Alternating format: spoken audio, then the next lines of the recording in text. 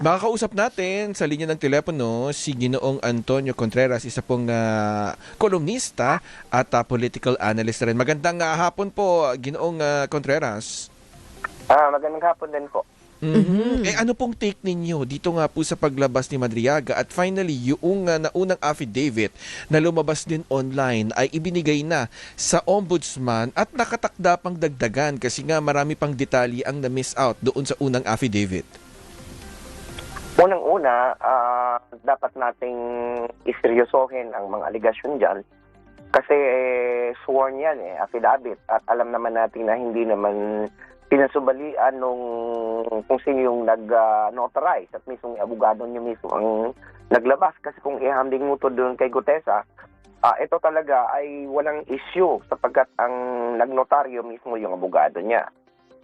Pangalawa, seryoso yung mga aligasyon niya patungkol sa Vice President. So dapat tingnan o sisain ng maigi, balikan kung yung mga sinasabi niyang cellphone records at yung mismong laman ng kanyang cellphone na nasa kustudiya ng Regional Trial Court. So, yan ang tingnan natin. Dapat ay, sabi ko nga, malinaw, maingat at transparent sa pagbubusisi dapat ang gawin natin dito sa testimonyang ito o mga aligasyon na so sapagkat sa ngayon, aligasyon at paratang pa lang naman yan sapagkat may presumption tayo ng innocent. Ito pong dagdag din na dahil nga nakausap namin kahapon yung abogado ni Madriaga, ito po bang may dagdag siyang mga alegasyon na may mga, yun nga, yung may submarine, even yung mga farmers doon sa Bataan, mayroon daw mga nakitang PLA. So, ibig sabihin talaga nga nakakapasok dito sa ating bansa yung mga sinasabing PLA o People's Liberation Army ng China.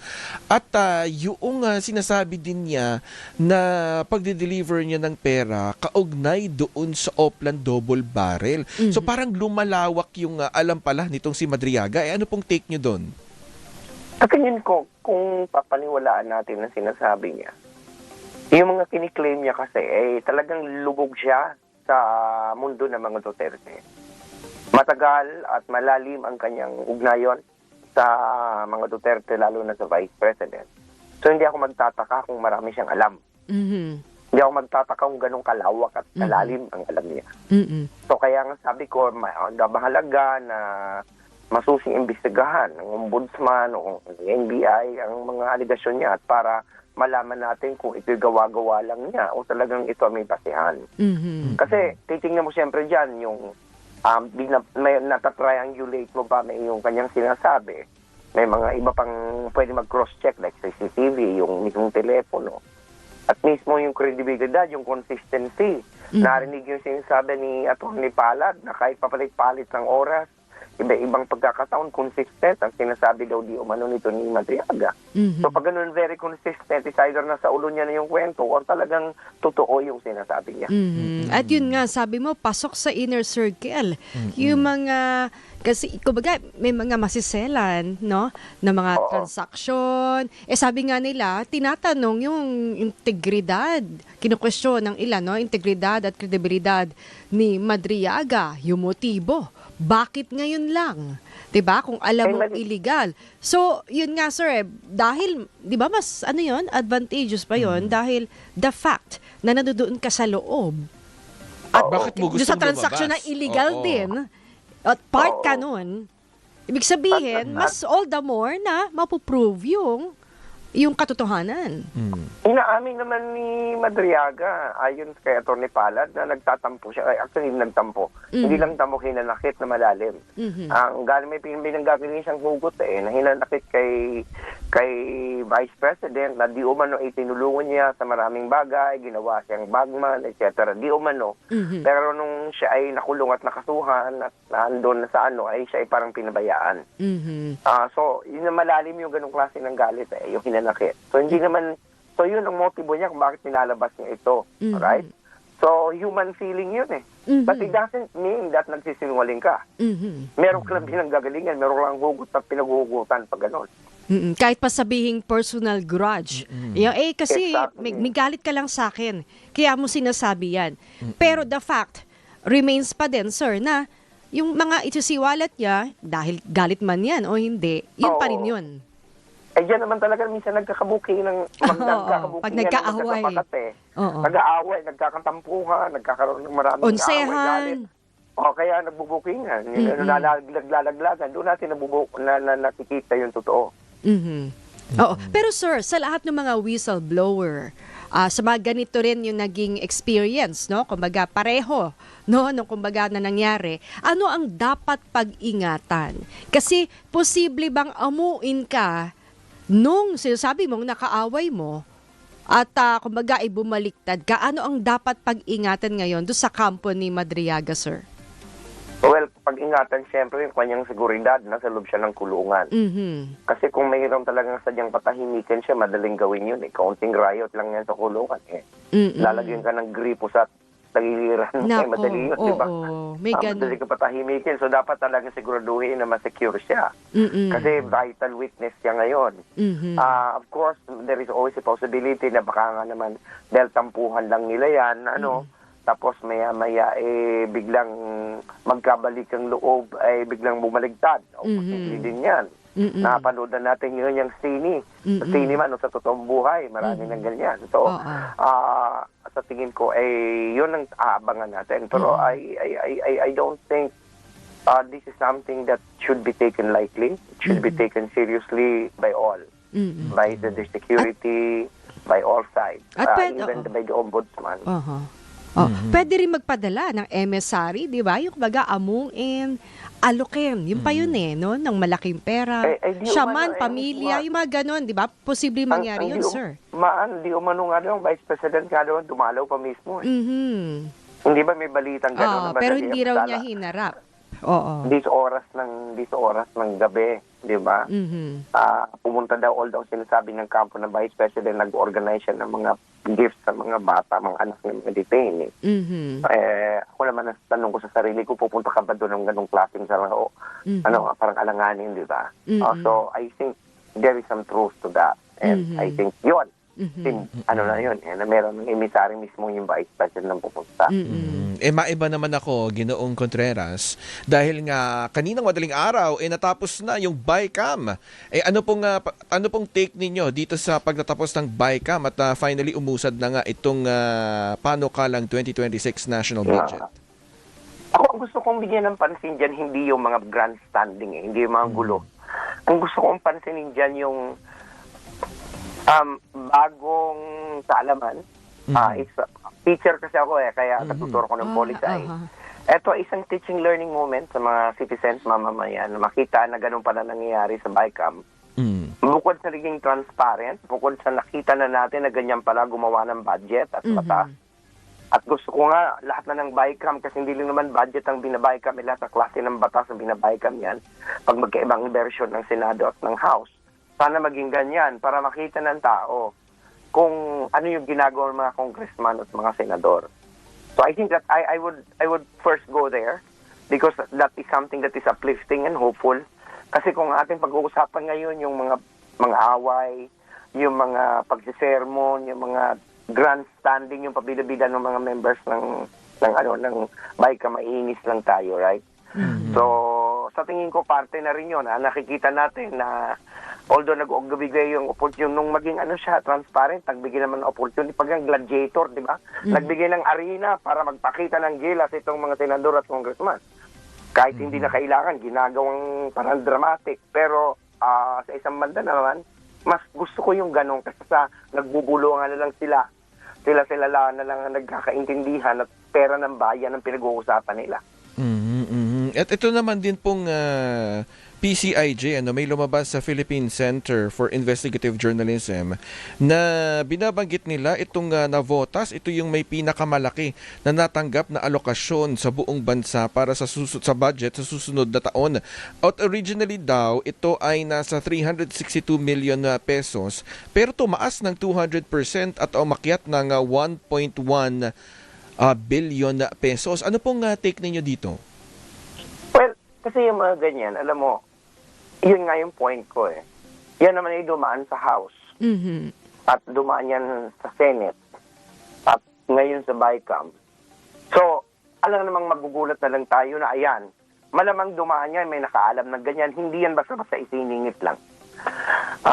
The fact na nakita ng PCIJ, siguro naman hindi yan basta na lang isiningit dyan ng bigla nang walang alam ang mga miyembro ng Kongreso. Mhm. So, I would suppose if the purpose is to make it something controversial, there must be a reason behind it. Maybe the senators and the members of the House, particularly Representative Toby Chanco, kasi distrito niya yan, ay dapat magpaliwanag. Pero andito na tayo sa punto na may bicameral na. So bakit ano yung nakakapagtaka doon? Ibig sabihin yan, kung malaki man yan, may dahilan. Mhm. So, kasi yun nga ang kumaanan, Sandro. Itong nakita nating proseso ng budget, sana magsimula na to para ang tao magkaroon ng interest na aralin ang sistema. Kasi tingnan mo nga, dati nung hindi natin alam, nagagalit pa ng mga insertions.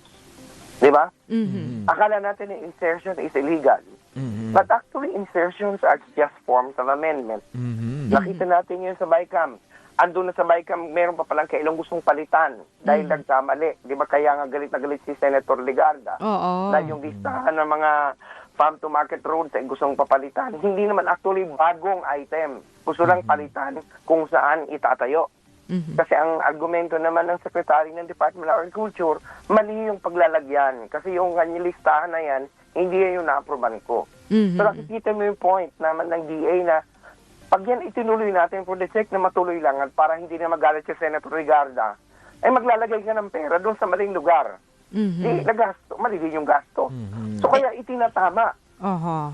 Ngayon, ang tingin doon ng mga tao, insertion na walang kapararakan. Pero sa totoo lang, tinatama lang na magastos ng tama yung pera ng bayan. I think that is how we should be explaining the budget process. At ang importante dyan, Ginoong Contreras, ang mali dyan ay kapag nagkaroon ng kickback ang kung sino mga taong gobyerno, opisyal ng gobyerno, ay yun yung mali. Pero ang pagkakaroon ng alokasyon sa iyong distrito ay hindi siya automatically mali dahil importante yan para sa ikauunlad ng inyong lugar. Exactly. At saka kung alam mo, lagi nagsasabi, ito, katulad yung mga pork.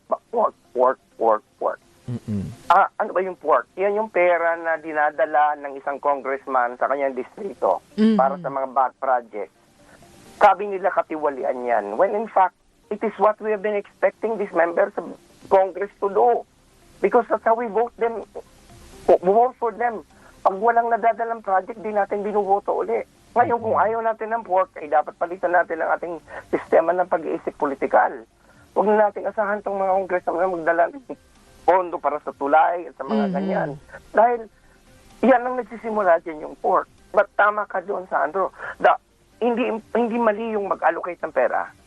Ang mali, paano yung gagastusin? Kaya maganda rin itong bagong bill, yung kadena bill, na transparency ng expenditures ng government agencies para makita natin na may pera, kahit malaki yan, siguro masipag lang yung congressman dyan mag-convince sa mga kasamahan yan, maglagay ng maraming pera. Pero ang proof dyan ay kung yan ay aayusin ng tama ang magandang pagkakalatag yan pag ginastos na. At nasa na napunta yan. Ayun. Kasi kung yan ay napunta Pero- naman talaga sa Marami pa project, sana, wala opo. problema. Oo, pero Marami pa mahirap. marami pa sana kaming tanong. Oo nga, pwede So, pa wala siyang... O sige, Ako, may tanong sige, pa ako. sige, go ahead, Hindi, partner. ito nga, yun na nga sabi nyo, kung maayos sa pagkakalatag, pagkakagastos, doon sa mga sa mga budget, no, pero yung pagbabantay dyan, gaano kahirap, sir? May trabaho na ngayon natin yan. Naku, ang dami na po natin trabaho, madadagdagan pa. Wala tayong sweldo. Marami akong sinisikang papel ngayon, di ba? Aparte ng buhay natin, di lang mga mamamayan academic, universities, people, media, or may marami ng watchdog ngayon, may mga budget open type. Marami na. Siguro naman itong nangyari ngayon ng mga anomalya sa flood control project. Siguro naman magmulat na tayo na hindi tayo pwedeng pakaangkang at patulog-tulog na lang sa tabi. Hindi lamang ang media may responsibilidad, hindi lamang ang may investigador. Lahat ng mamamayan, binabantayan lagi ang pera natin. Parte yun ng ating responsibilidad bilang isang mabuting mamamayan. At kailangan maging matalino tayo dahil Oo. pera natin yan. Naku, So kailangan nating sinupin. Dami pa natin tatanungin kasi 'di ba yung parang hinimay din naman natin. May nagsasabi na bakit tinaas yung ano yun medical guarantee letters ng mga politiko. Ba't kailangan magsumamo, magmakaawa sa mga ito na bigyan, 'di ba? Alam mo 'yun? Oo, pero Sinabi sabi nga naman yan dumadaan ni naman sa DSWD, Sabi ng PhilHealth. presidente mo, kaya tang wala na. Sabi ng Malacanang. Kasi nasa implementation part naman yan eh. Kung sasabihin ng presidente na hindi wala ng letter of guarantee nang galing sa politiko, malamang madaling magawa yun. Oo. It's a matter of implementation. Kasi dati, di ba nga sinasabi ko, yung mga congressman gusto nila magpapogi. Kasi ang mga butante naman, doon din naman sila pumupunta. Correct. Political Kahalit na patronage din 'yun na parang Oo, kasalit na pumunta doon sa executive, Dadaan doon pa. sa congressman. Oo. Diba?